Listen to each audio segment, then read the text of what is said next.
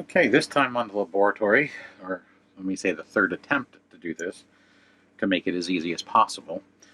Everybody has these old houses that have these 6-volt lights. Kind of look familiar, and a lot of them probably look like this, where they're burnt because they don't work anymore. And you want to fix them because you pretty much can't replace them. You're not going to find the packaging.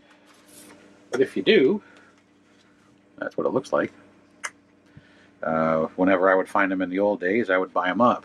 So you can see it's 2002, and there's the item number. So if you do want to search the World Wide Web for them, good luck. They are hard to find. This is the new style with the short light. It is not an LED. It is still an incandescent. It does not have the long light like these. I think the short light they went to conserve on, well, materials. It's less glass. Makes it cheaper. Still the same light though, as far as the power consumption and the brightness. But this is how I've fixed a few. I've gone through several iterations of building one of these. This one is soldered open, and it's a flasher, just to try it. You can see the prongs are stuck out. It still fits. This one I tried to recoup the cap, but I wanted the light to look almost OEM. Unfortunately, I used wire, which was so I could put the cap back on. This one is the OEM still functioning light. It is not burned out. It's just a OEM light. And I was trying to mimic it as best I could. They're not designed to be repaired, replaced, or modified. And this one's burned out. So you can see the power. That's what I'm feeding to my leads, so I can show you the testing. I'll probably end up turning the power down so it's not so bright. But how I've done these two right here, not this brand new one, but these two, and one other one I have in my house already, is I bought these. They're 3.5 volt battery operated replacement lights for the little battery box Christmas lights. Here's some more of them. I know everybody's thinking 3.5 volts. That's not 6. These are 6-volt houses. I understand. That's why I bought these to test, and they work fine. Actually bought 2 packages. One was from this company, which is Celebration, which I got at Christmas time. The other one was some generic company I got from eBay.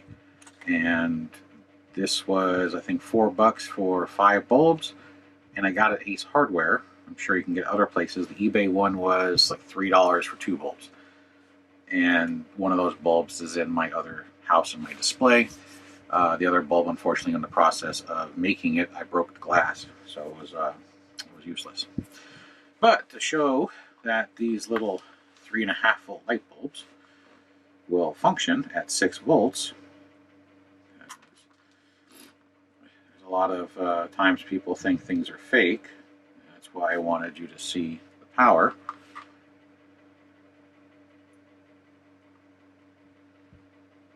There you go. And I'm going to turn it down to make it dimmer. And as you see, as I turn it down to 3 volts, it's still on. So, incandescent bulbs can handle a little bit more power than they're designed for without burning out like an LED will. Which I believe is one of the reasons why they went with incandescent in here. The other reason they went with incandescent in here is it's a load. These little guys, this is your unit. You might recognize it if you ever pull the whole bottom out. If not, there's the bottom where you pull the light out. If you ever take the bulb out and run this, or you change it to an LED style bulb, you'll hear this thing is a lot louder and spins a lot faster. They're actually using the incandescent bulb as a load or another resistor to slow down its power consumption. Also, if you've ever paid attention to it, even though it's a 6-volt unit, it's not running at the 6 volts at the light. Let me get the other end here. It's all tangled up. There we go. So this is what's inside your 6-volt house. And if you look right here, you have a resistor. The resistor is the power to the light. They're actually running the light a little bit dimmer to conserve on probably lifespan, temperature, because incandescent bulbs get hot. but I wanted you to see that these can run at full power in case this resistor ever breaks and you just want to bypass it. You can. The light will be brighter, but of course a brighter light has a shorter lifespan. But if you can make your own lights for just a couple of dollars, yeah, might be worth it. So, to show you that these actually function, and as ugly as this one looks as an example, you can see it's on, and I'm going to turn it back up so it's bright. Because also flashers flash based on heat. So the hotter it gets, the quicker it'll flash. So we'll pump this bad boy up to 6 volts. There you go. So you can see it working. And it's working just fine. And unhook it. And then here's one of the first ones I ever made, which I changed the design because it took too long. You can see it works just fine.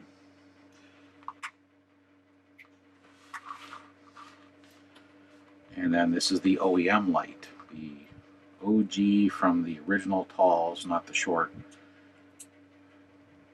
which the little wires aren't bent out for me to clip onto it. You can see. So, and just to show you this one's bad, nothing. So, I'm going to try and show you how I did it. And this fits perfectly inside, works like it's supposed to. It does sit a little higher than the OEM bulb because, of course, it's got a wire extension on it.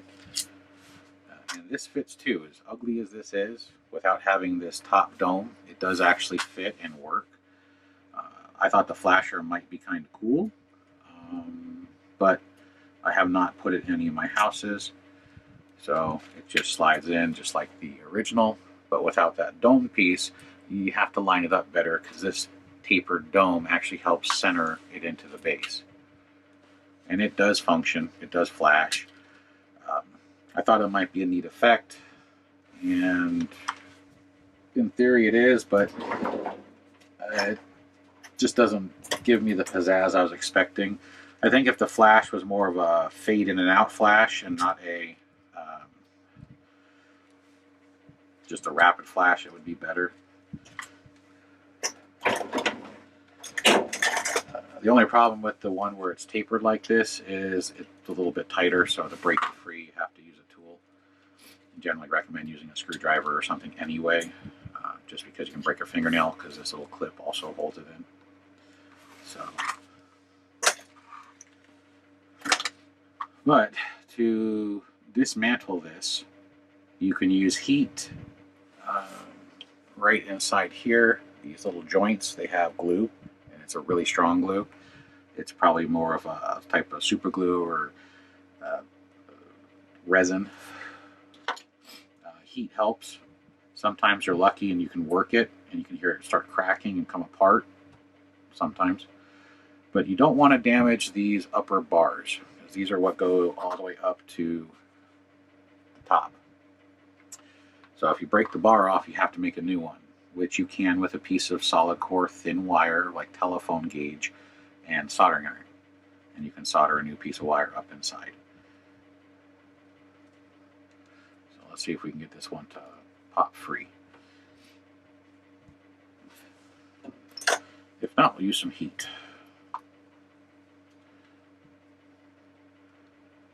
If you do try and do this, just be careful. These are glass bulbs. So if you break it in your fingers, you can get glass shards in your hand. You might want to use gloves or break the bulb out, which I've done before when I was building a couple of these. I just snapped the bulb so I wouldn't cut myself and then work on the top, which I might do. It is starting to flex a little.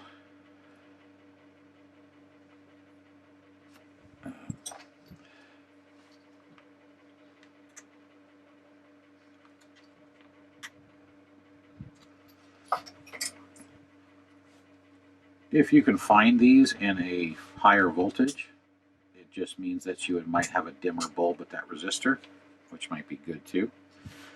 but I've only been able to find them for the battery packs. So they all say 3.5. But as I showed you, they all work. So I am going to heat it up a little bit.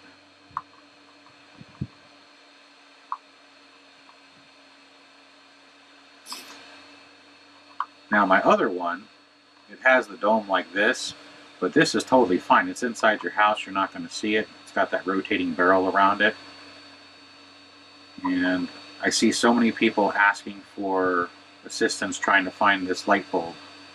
And I have mailed plenty of them out to people because like I said, I did buy a supply of them back in the day when I noticed they were getting harder and harder to find.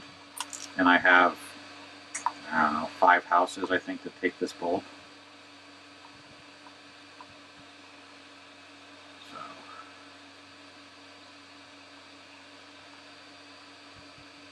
The heat I'm using, in case you're wondering, is 100 degrees centigrade, which is 212 degrees Fahrenheit. I'm using a little bit larger nozzle than I normally use for my heat pen to help disperse the heat. I was using this on a different house I'm working on, or a different piece, because I needed to generally heat the area, not just focus it to prevent melting.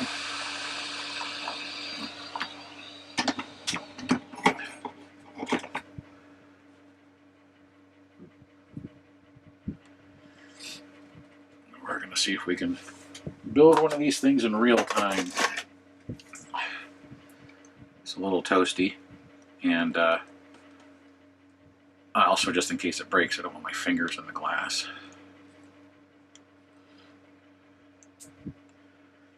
It's definitely flexing. There we go.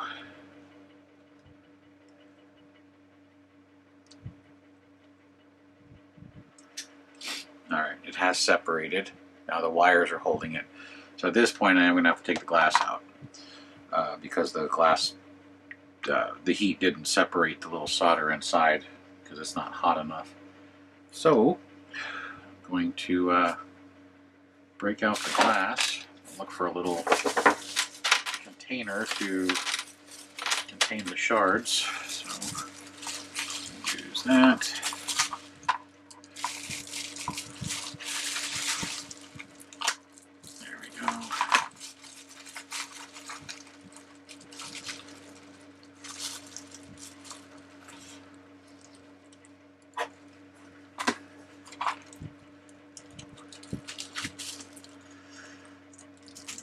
The 7 or 8 of these I've made, and I have made them with LEDs, but I don't like the LED one because you don't get a good beam of light, because LEDs are more directional. Also, LEDs don't provide the same resistance, and if you put a resistor on to imitate the load, you actually make the house draw slightly more power than it did originally. And I try to keep it either at or below its original power rating when I'm doing my modifications. And that's mainly because, especially on the 6-volt adapters, it's not something that's readily available. They're getting harder and harder to find. Lemax is finally going uniform where everything runs on their 4.5 volt. That's why all their accessories are 4.5 volt, not 3 volt now. Kind of a good thing. I mean, it's going to make it easier when you need to buy stuff. And they sell those 3-head adapters, which I know are the bane of some people's existence. I don't have a problem with them, but I watch the rating of the adapter and the rating of what I'm plugging into them. Most of those adapters are rated for 1000 milliamps or 1 amp. Here we go. So, there's your, which is a lot cleaner than the other one came apart, I'll tell you that.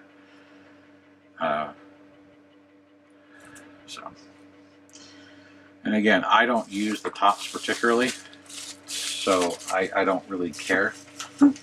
But if you use the top, once you break it off, it didn't melt the glue that held the center in. Inside the center is this square piece, as you can see right here. This one came apart, and you can see the glue, this discoloration that's all around and on the top is the glue they use to hold it together. When it gets hot, it changes colors, hence the heat gun. You can see it's still, it broke off inside. If you really want to get fancy, yank this broken piece of glass out and then run a drill through here and drill it out. It'll be a round hole versus a square hole, and then when you stick these back together, a dab of glue. So.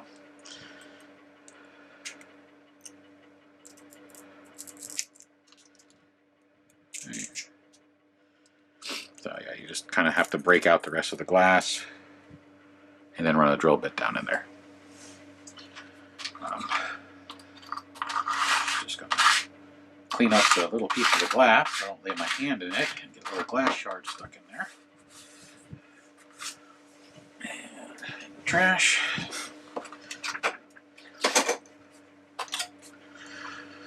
Yeah, because I don't mind this, I'm not going to change it. But like I said, if you want to drill it out, you can see if I shove this in, those two probes stick out just above, which also allows me one other advantage, is I can adjust the height of the light. You can make the light taller by soldering it to the ends and leaving on these leads that they come with, so it sits higher in your house, which changes the brightness on the rotating drum to higher up, then more of a shadow at the bottom. Or you can lower the light, which makes the bottom slightly brighter and gives you a shadow fade going towards the top. You can play with it, but there are slight advantages to change the color, pitch, angle of the light that's being emitted. Piece of sandpaper, like this, or a razor knife or X-Acto knife, something with an edge. You need to scrape off the top layer. I learned this the hard way. I could not get anything to solder because these are coated. And even though the solder gets hot, it's not hot enough to get through whatever the coating is on here. The only part it would solder to is the very ends where the leads broke off from that original light. So I just usually use a razor knife, and with basically a 90-degree, I scrape the wires. It's similar to what you do if you ever have enamel coated wires. You have to sand, solder, or burn the coating off. And that's basically what I'm doing here. I try to get as much as I can off by rotating it, and there's little flakes right there. You probably can't see it in the camera. I don't think the camera has that good of a lens. But not only do you do it to these little wires that come out, I don't know if they're tungsten or what, they don't solder very well, at least from this brand, Celebration. The other one soldered great, but they were just too expensive. It's all about cost.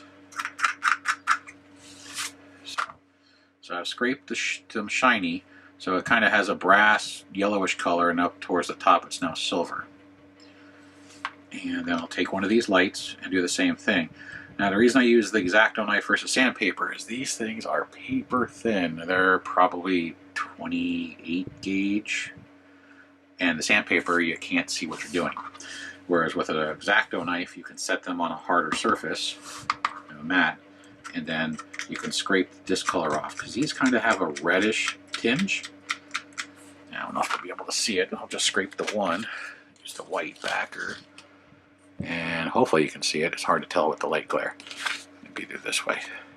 But this one is now shiny copper, and that one's got that reddish tinge still. So that's what we're scraping off, is we want to get that reddish tinge and down to bare wire. And actually I think the wires are a yellowish gold color.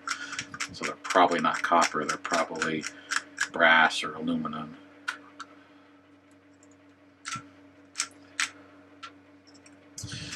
I have seen people with this type of wire use a lighter. I don't want to use a lighter because I don't want to heat the wire up.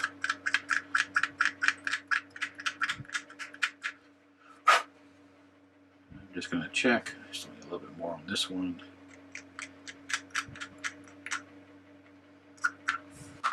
So what this allows you to do is get a better solder joint.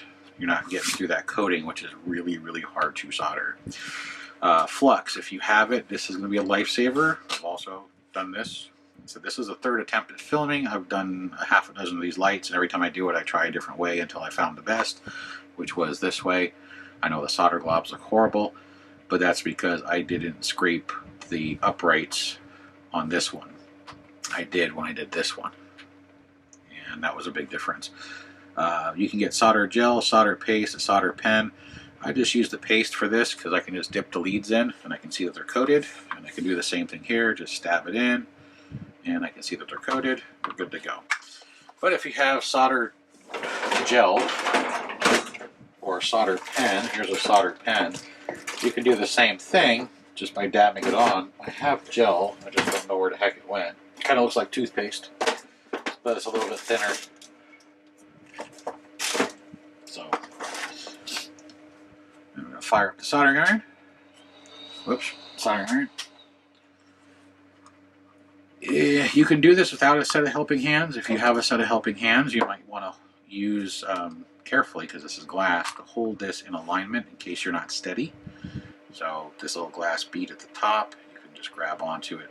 You can also use heat shrink, or slide it over the jaws if you have any, like this, and that gives you a soft jaw. So take this as an example, get out a pair of snips while my soldering iron gets hot, and we'll cut this in half, and we'll make a set of soft jaws. If you want to make these permanent soft jaws, just hit it with a little heat and it'll conform directly to the shape of the jaws. What I'm doing is I'm rotating it so the leads are in the same direction as these. The advantage is, again, I can set this to where it's right where I want it, and we're good to go.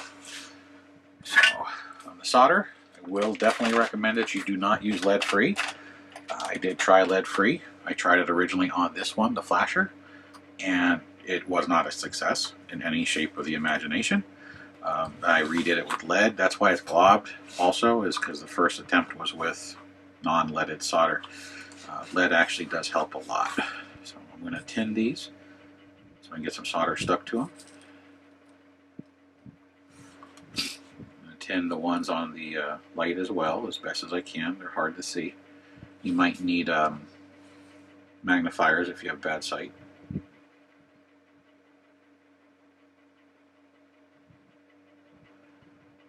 That's one.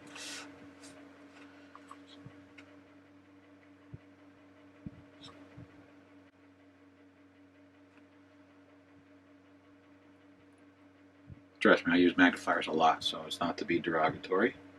It's just a fact of age. There's two. So you can see they're soldered on. It's not falling. Put the soldering iron away, turn it off. Solder out. Put the juice back up. We got 6 volts sitting there.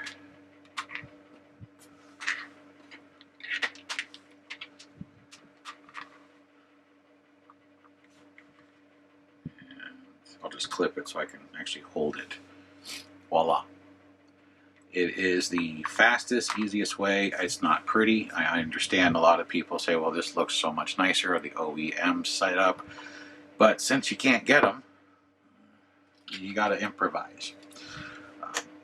And like I said, I did attempt it, but unfortunately I couldn't get the light to sit flush. That's why it wobbles. Somebody out there might be able to figure out a way to do it. If you can, wonderful. And then there it is. Now I have it sitting really high, as you saw. It was just a proof of concept for you all to see that it can be done. It isn't that hard. And if you have or know somebody that has a soldering iron, it's easier. And I can literally make 4 solids and 1 flasher for $4. So you can't even, if you find them, people want absorbent amounts of money for them. So you can make these at home and fix your houses just like that. Now if you wanted to use an LED, I would definitely recommend not having the shaft. I would recommend breaking it off where this one is, snipping one of these 2 leads down low, and soldering a resistor between the LED and this gap. And the reason being is an LED cannot run at the 5 to 6 volts they're pushing through it. You'll pop the LED. Once you put your resistor in there, you can use an Ohm's law calculator. They're all over the internet. You just type in your voltage, which is 6 volts. You type in your LED's forward voltage, which was be printed on a package you buy. They're generally between 2 and 3. If you're getting white, they can be up to 5, but generally they're usually around 3.5.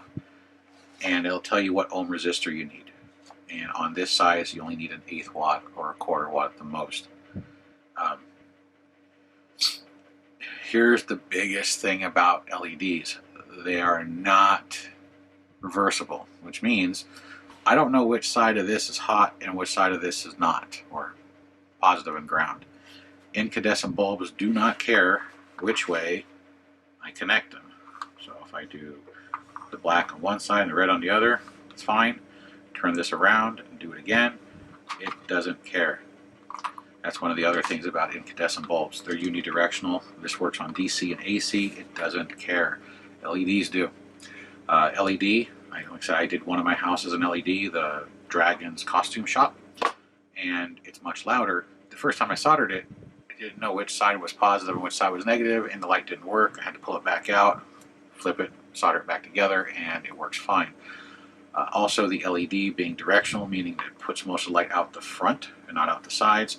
It's not that bright. It's bright, but it's not a beautiful illumination or even illumination down the face of that rotating drum that sits on top of this.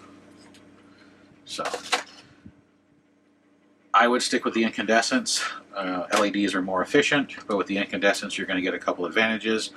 You don't have to worry about the polarity.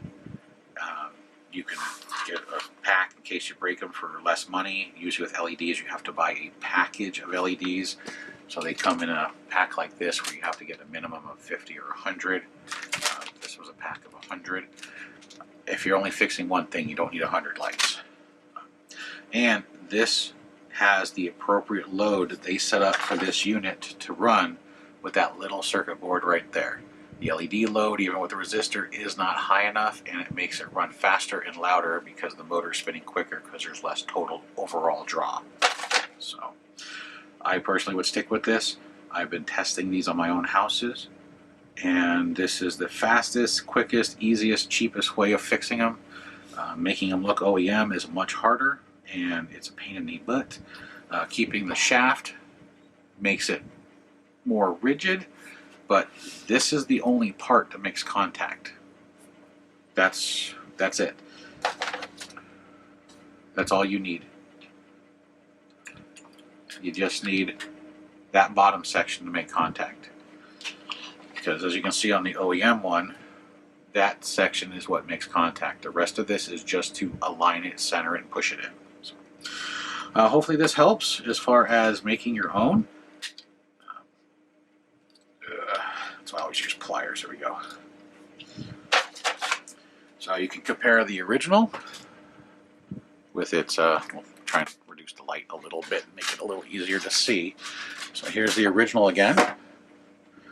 And you can see that right there, and then the new, when you put them side by side, the contacts is all that matters. Anything above that is not necessary.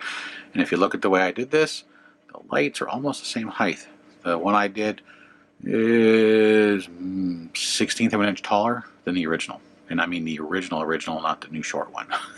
So, again, hopefully this helps. It's a relatively shorter video than normal, but I was trying to do this short. The other two videos were over an hour, showing you all the different ways I've been doing it, and I realized just keep it simple. The KISS method. Keep it simple, stupid.